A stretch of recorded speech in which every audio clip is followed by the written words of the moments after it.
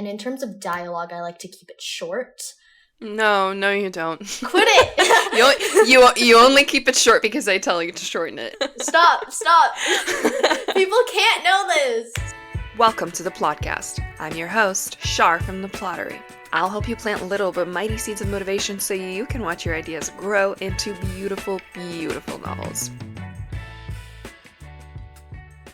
Welcome back to the Plotcast. I'm here today with one of my clients, Tokyo Yume. Oh my god, hi! Hi! Do you want to introduce yourself and tell us a little bit about what it is that you do with your life and your writing? Hi, I'm so bad at introductions. Oh my gosh. I promise I'm actually really entertaining to listen to. It's just I can't do introductions. That's okay. Hi, We'll get into it. I'm Tokyo Yume, and I'm a full-time student, and I wrote and published a book recently last year. Mm-hmm. August while I was like 13. 15th, I think, if I remember August correctly. 15th. Yes, August 15th. I'm such a good coach. Yes, you are. You remember the dates that I don't. And it's all thanks to Char, because Char is an amazing coach, and you should totally get coaching with her. Trust. Disclaimer, I did not ask her to say that. Okay, that's completely her own opinion. So just putting that out there. Okay, do you want to tell us maybe a little bit about, or tell me a little bit more about the recent project that you've been working on? You don't have to go into all the gory detail, but... Sorry. Yeah, the recent project is, well, it has been sort of like an experimental project. So like kind of like how like artists experiment with their music. I wanted to try like a different type of writing style. So the writing style that my first book was written in was really poetic and like kind of flowery, if that makes sense. Mm-hmm. And then this book, I wanted it to be less poetic, I guess, and more like direct and like straight to the point. Mm-hmm. And another big thing about this project, I started experimenting with writing like gore and like darker topics, so a lot of body horror or something like that. But then like somewhere along the way I started writing about Christopher Columbus, and then there's a lot happened within like the year that it took me to complete this book. And I managed to get 3-ish drafts done in like a year, which pretty good considering this project started as just like a NaNoWriMo thing. Mm-hmm.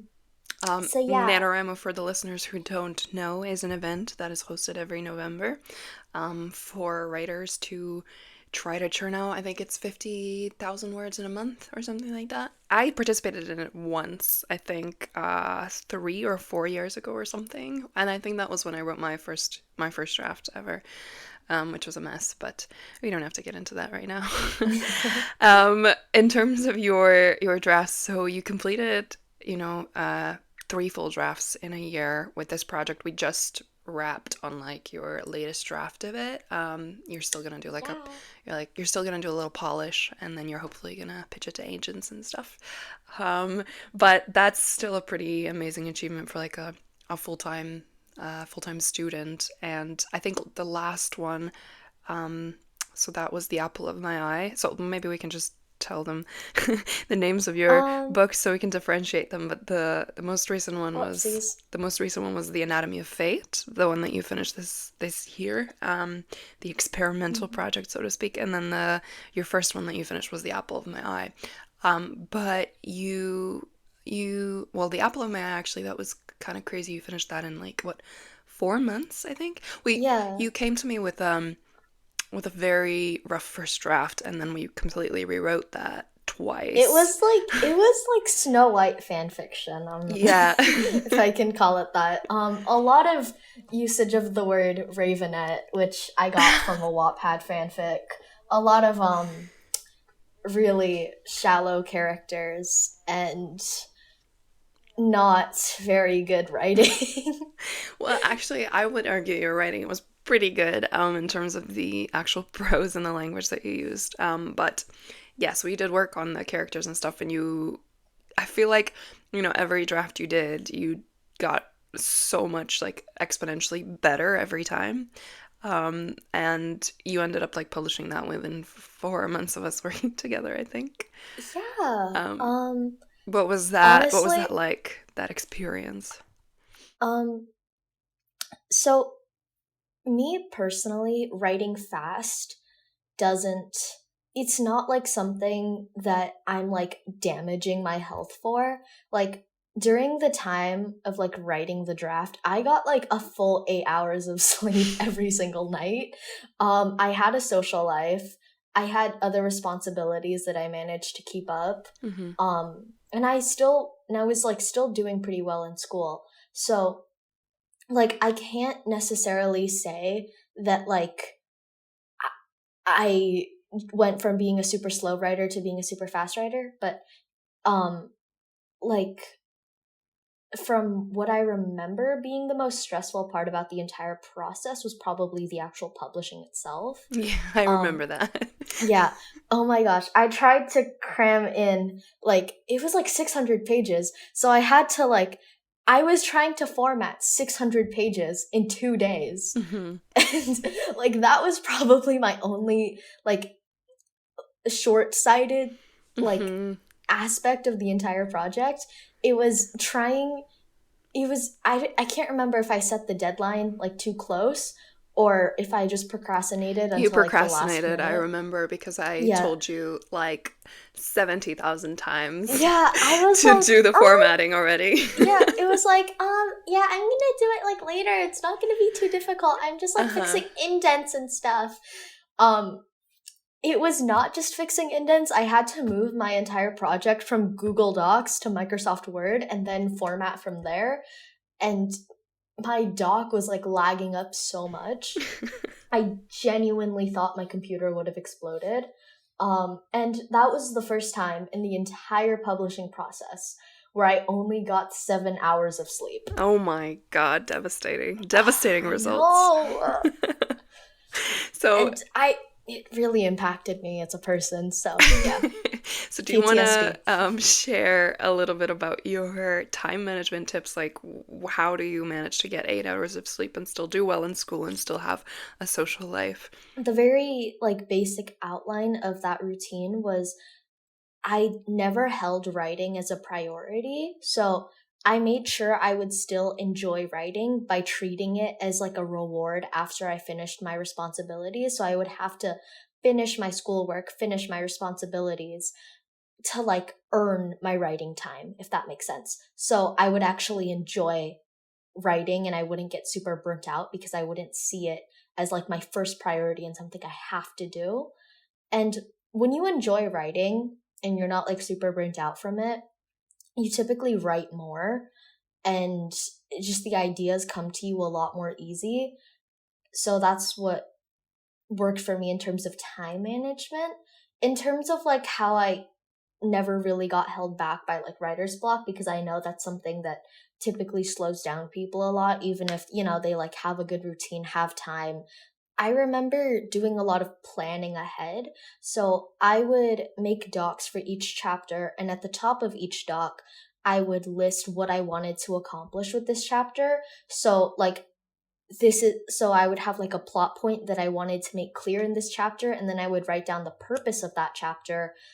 And then I would also write down what kind of emotion I was trying to establish with this chapter and why it was like important and like so on and so forth. So like giving myself a rough outline of the kind of vibe and the important things about that chapter, and then pretty much everything just went somewhat smoothly from there. Of course, I had writer's block, but if I knew what to write and I just wasn't motivated to write, it's gonna sound really harsh, but I kind of just locked in. Yeah. like I half the time I did not want to write. I knew what I was going to write, obviously, because making a plan is a lot easier than finding motivation.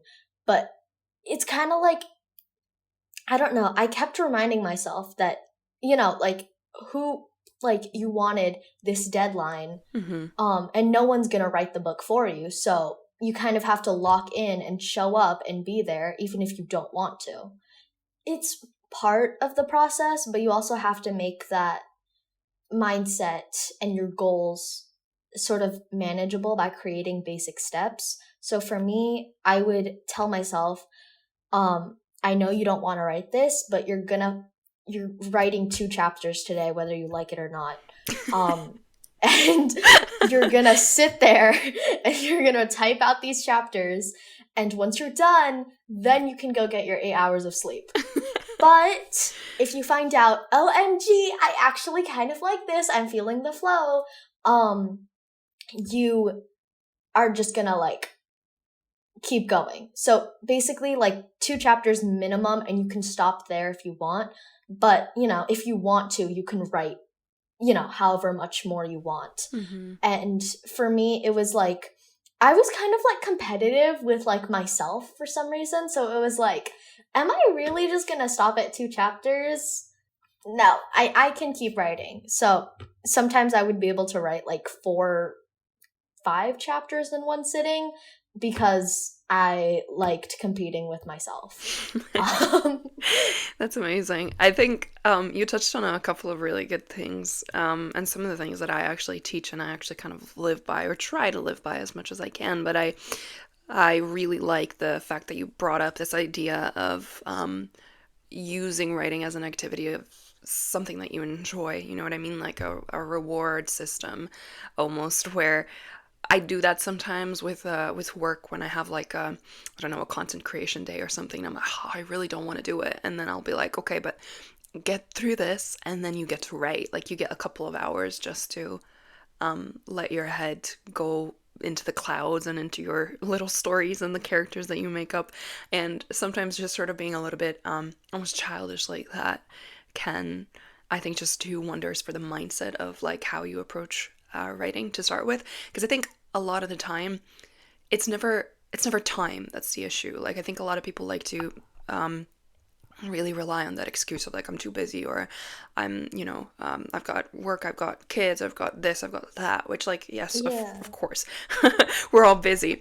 But I think some of the most productive people that I have worked with have been moms and students who are, you know, packed full, who have like a part-time job, or, you know, they constantly have responsibilities, but it's really not about how much stuff you have on your plate. It's more about what you actually enjoy doing and what you make time for at the end of the day. And I think it's almost like that expression of like action sort of breeds more action, and you know, you have to just start to get the momentum rolling. And I think like for me, for example, these last couple of months, I've not been writing a lot at all, but that's also because I've not been doing a lot at all in general. But usually when I'm overbooked, you know, like when I had that year that I was doing my master's, I was also working. I was also doing like a ton of other things, but then I was also writing very, very consistently, like the most consistent that I've ever been in my life. So I think it's sometimes it is just down to like you said, just kind of sit down and do it. And then when you get the momentum rolling, you might even just keep it moving and like write more chapters than you intended to.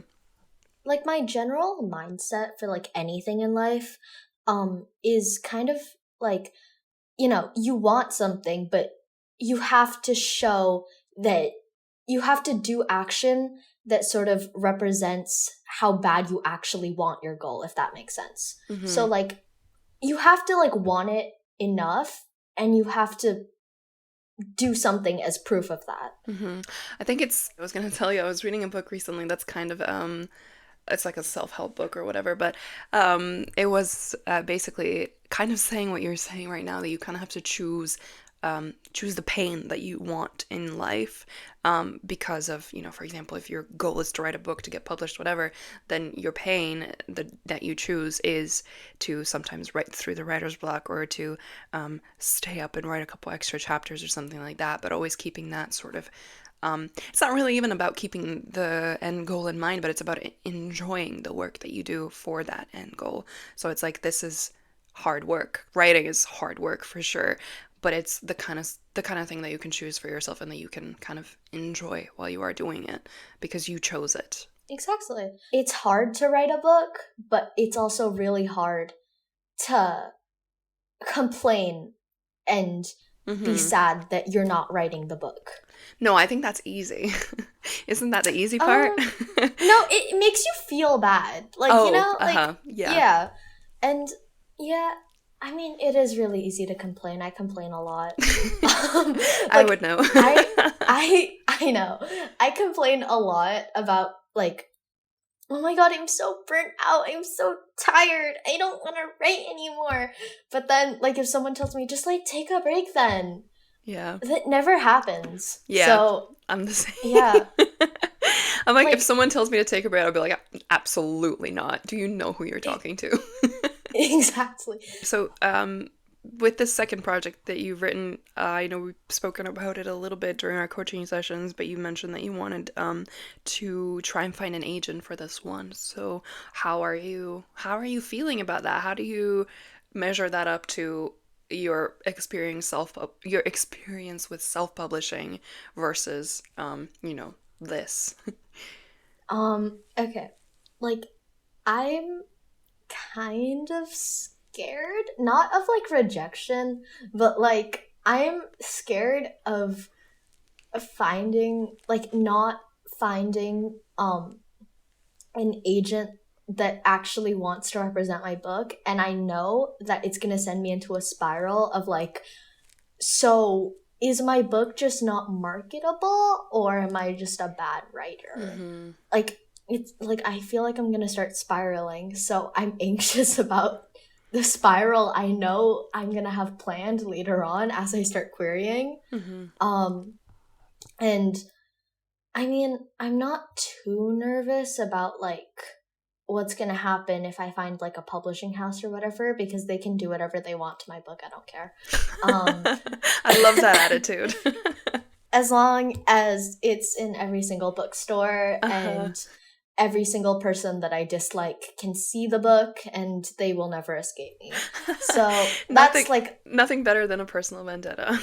Exactly. That's, like, the only requirement I have. Is that your actual secret? Is that your actual motivation for writing? It kind of is. Okay, we got to the bottom of it. But yeah, compared to self-publishing, not gonna lie, the only issue I had with self-publishing was the legal process of, like, signing up for Amazon and, like, blah blah blah, a billing account. It was so annoying, and I know I'm gonna have to do the same thing with, like, a traditional publishing house, but with traditional publishing houses, I feel like, I don't know, I just feel like it'll be easier because I think I trust a publisher more than Elon Musk. Wait, who owns Amazon right now? It's Jeff Bezos. But I feel like I would trust a human more than Jeff Bezos. So that's fair enough. Yeah, there's that. And also for self-publishing, I hated formatting. I never want to do formatting ever again. Mm-hmm. One of the most vivid memories I had from those 2 days of formatting was the paranoia I felt of, like, it was like this constant battle in my head of, like, should we be checking back and make sure everything is, like, correctly indented, everything's even, or should we just go to sleep because it's really late and you're not going to look through 600 pages worth of formatting. Typically the go to sleep side one. Hello, listener. It's time for us to judge a book by its cover. Have we got what it takes to uncover the true story without looking at its pages? Well, let's find out. Do you want to describe the cover to our listeners? It's so it's sort of like oil pastel, I think. It looks like oil pastel. and there's this cliff with like jagged rocks at the bottom and like an ocean, and there's like this castle manor thing sitting at the top of the cliff, and at the bottom of the cliff, a little bit closer to the viewer, if that makes sense, is this girl on a boat, and it looks like she's going toward the cliff. And the sky is really nice. I like that it has this sort of like ombre of like dark blue, purplish, and then it goes into like traditional sunset colors, but not in like a neat kind of like blended way, more in like a strokey sideway kind of way. Okay, Picasso. Okay, the book is written by Lucy Strange, which I quite like I love that as a pen name, actually. And the colors are very like nice and pastel. They're giving me like probably younger audiences, maybe, potentially. Yeah, it's giving scholastic. Scholastic. Yeah, this looks like it could be a private school or something like that, like a maybe not quite Hogwarts, but something smaller. This looks more like a haunted house to me. A haunted house. Maybe it's a haunted school. Who knows? Maybe. But yeah, and what I find interesting is that the girl is sailing towards the castle rather than away from it. I don't know. Like, I wonder why it feels a little bit ominous. She's adventurous. She's a daring diva. She's a daring diva. Okay, what do we think is happening?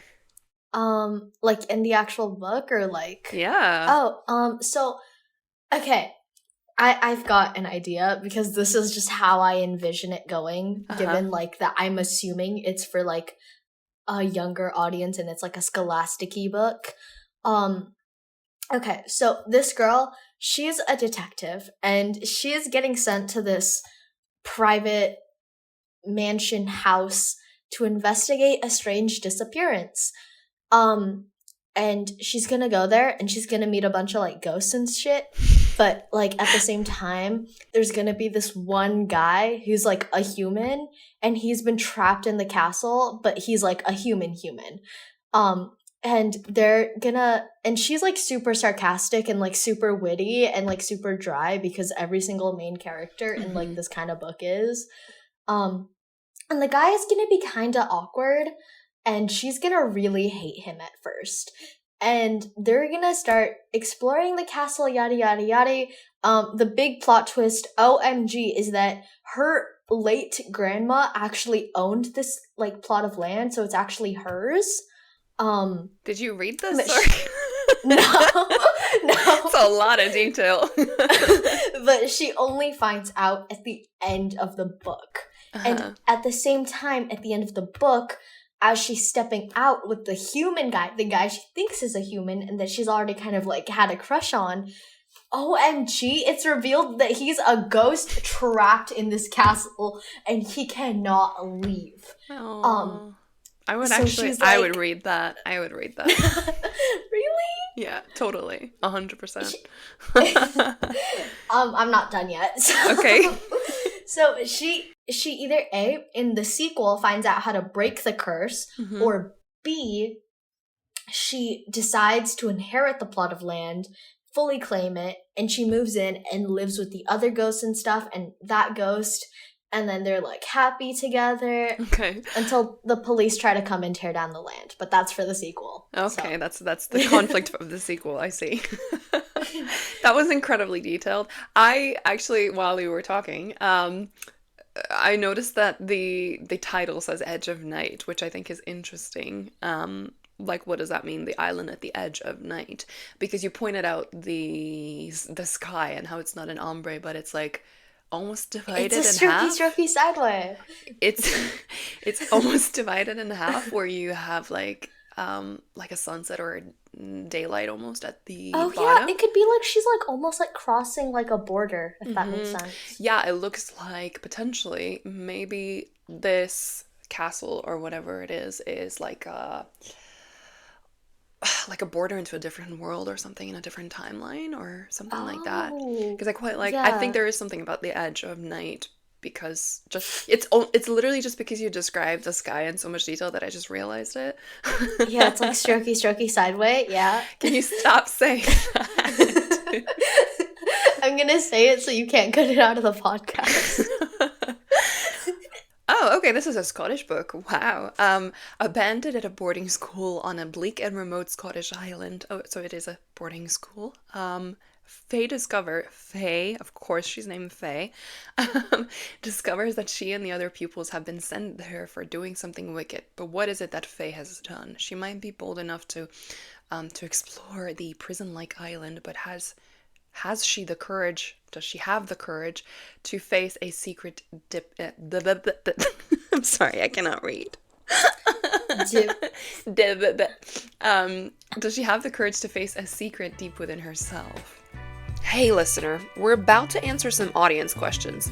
Did you know you could submit questions every month to be answered right here on the Plotcast? You can do this by following my Instagram account at @Plottery and keeping an eye on my end of month Q&A boxes in my Instagram stories.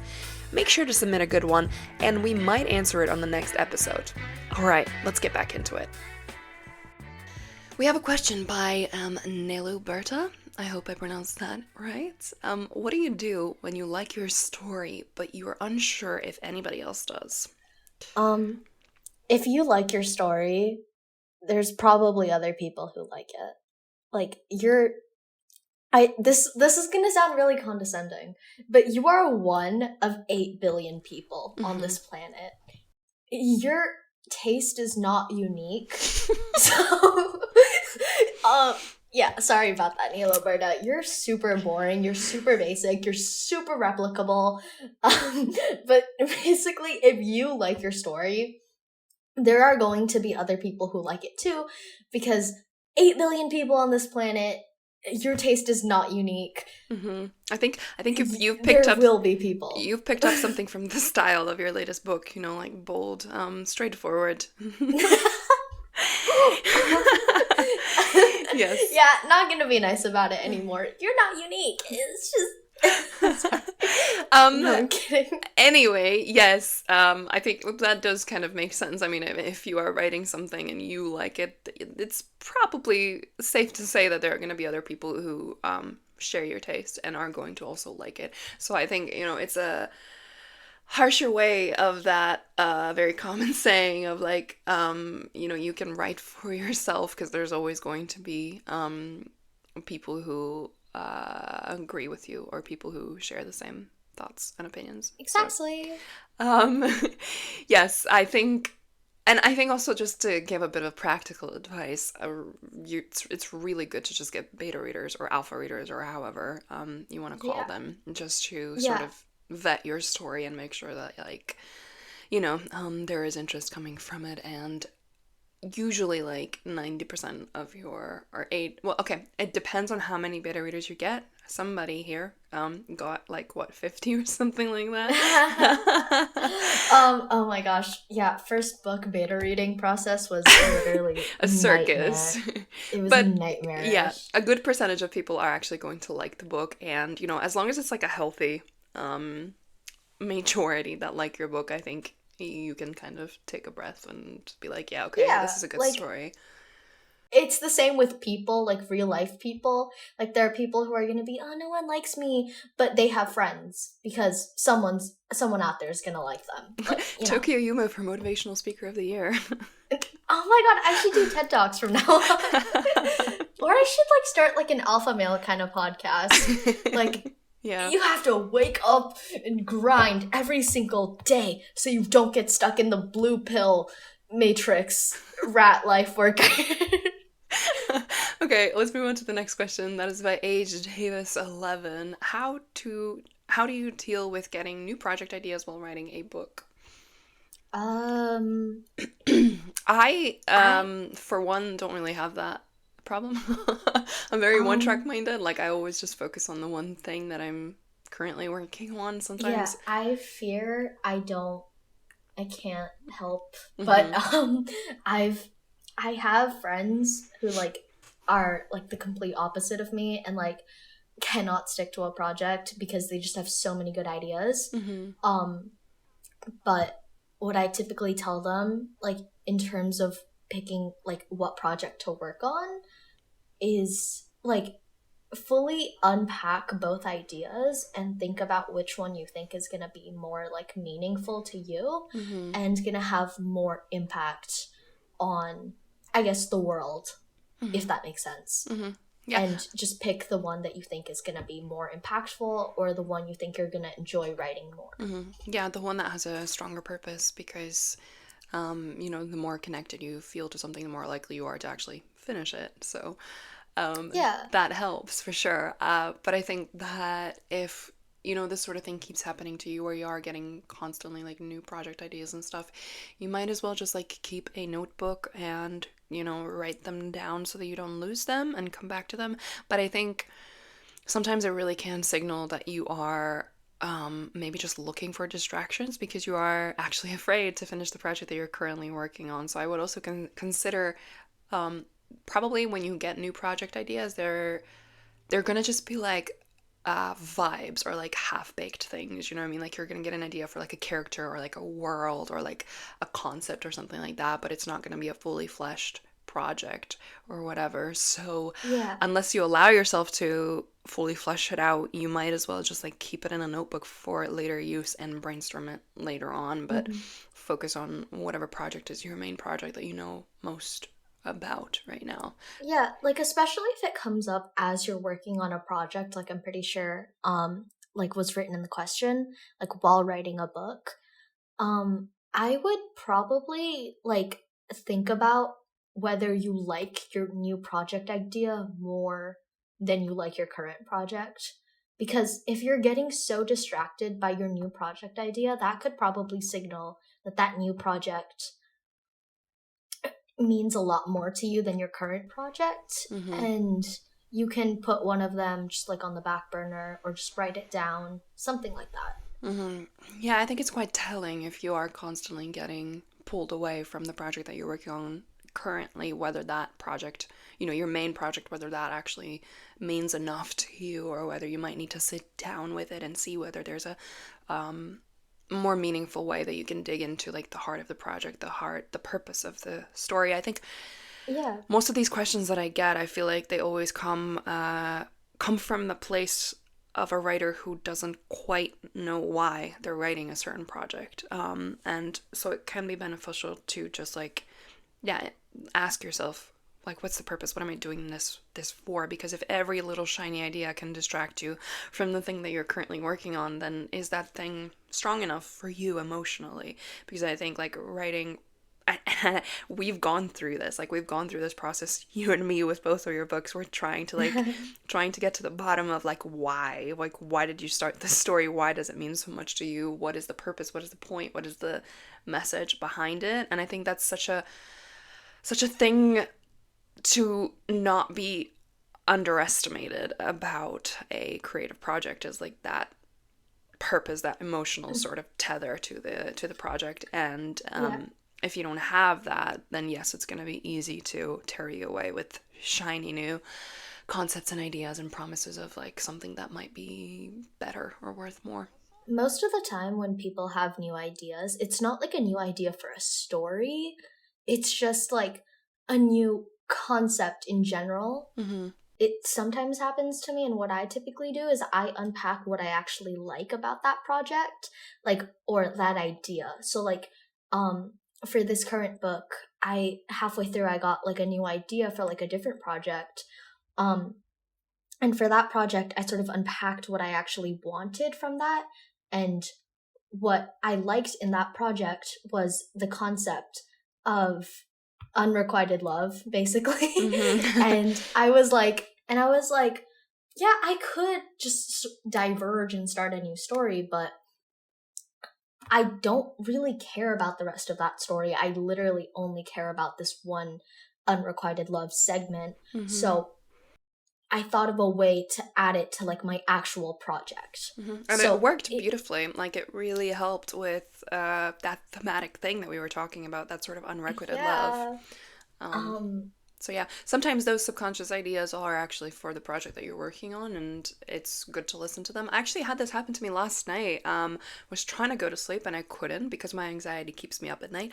But I had a project about, an idea about. I think it was something about letters. I don't actually remember what the actual idea was, but I ended up making a decision that this idea was going to probably be something that I'm going to try in my revision of Statue of a Woman, and adding some little intermittent letters from Marcel to Livy. Have you've read the book? So yeah, I have. So like, okay, I'm not going to spoil everything, but I was thinking of like, because these letters are actually mentioned, and I've had this idea of like a book with letters, or at least like having sort of excerpts of letters between chapters or something like that. I just never had a project to put it into. And last night it dawned on me, wait a second, I actually mentioned him writing her letters in the book. And I was like, why don't I just write a couple of them and put them in through between the chapters or between the seasons or whatever. But so again, that's like a good example of, if you get an idea, it might not just be for a new project. It might be something that you can sort of extract and put into something that already exists. And most of the time your subconscious kind of works in that way, where it might trick you into thinking, oh, this is a new shiny idea, go work on that. But actually it's just like trying to add maybe something to what you're currently working on. Yeah, so in short, just take a minute and like actually think about your new ideas and what you like about it, and reflect on how much it means to you compared to your current project. Yes. Very, very well summarized. Whoa! Okay, the last question. Galadriel lols? Galadriel, I think. Galadriel lols or something. Galadriel? Galadriel. Galadriel. Is asking, how do you make a reader cry? And I picked this question specifically for you because I know that you used to obsess over this last year. Oh, yeah. Ooh. So, in like, quick recap on what she meant by obsess over it. I meant asking every single coaching session we had, how do I make my readers cry? Yeah.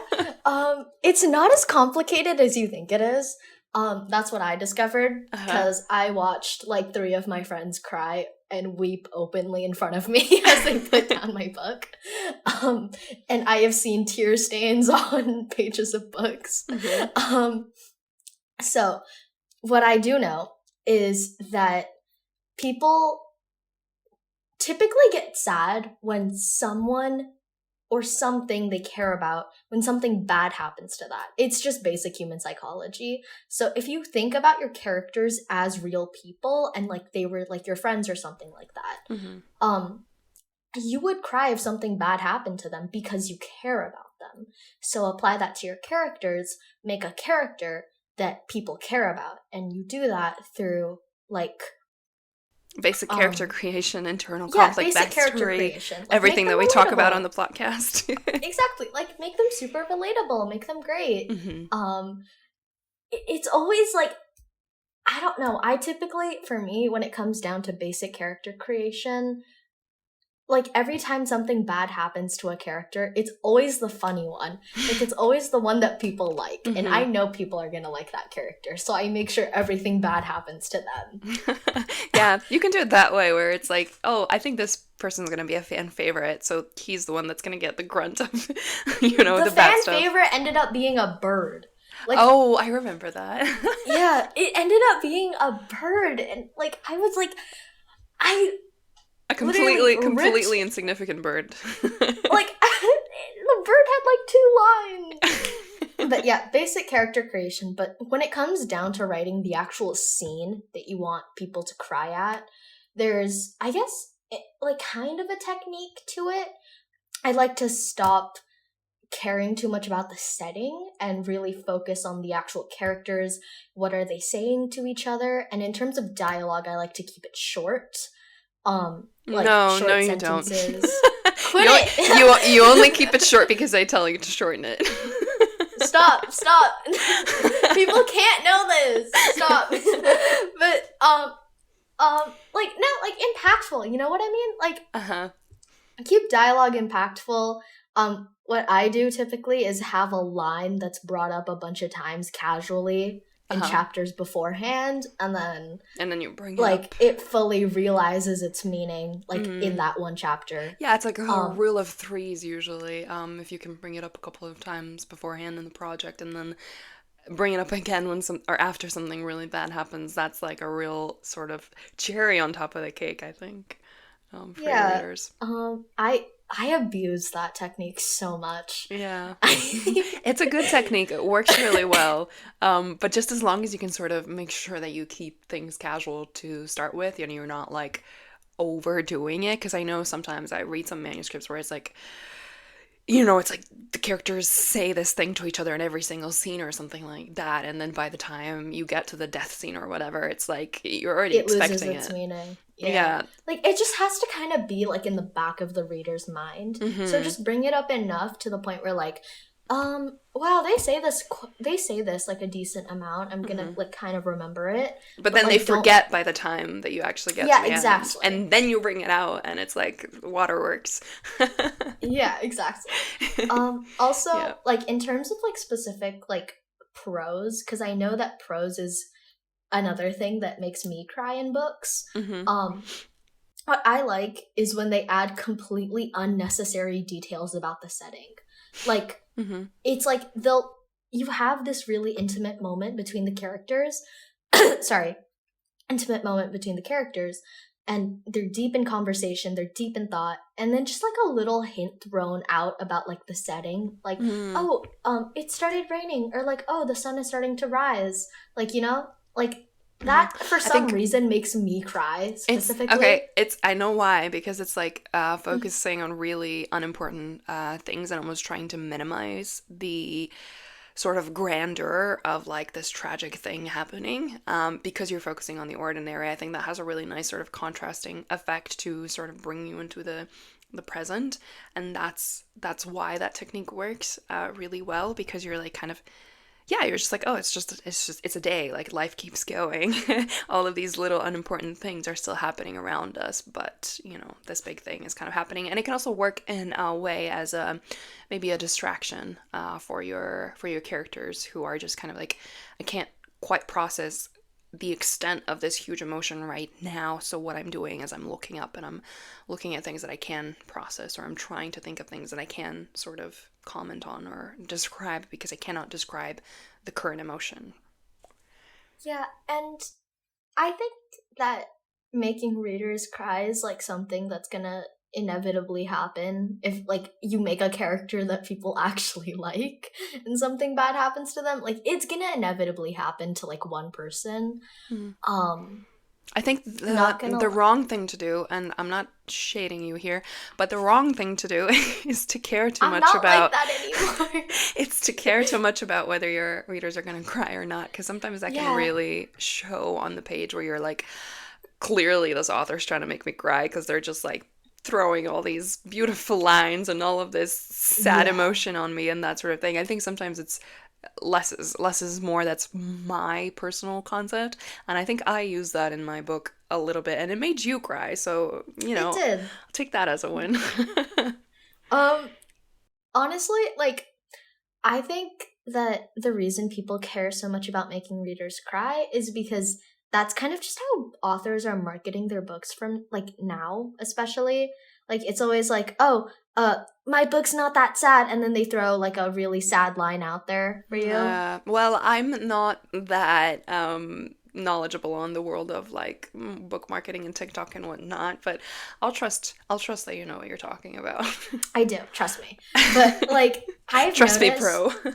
Trust me, bro.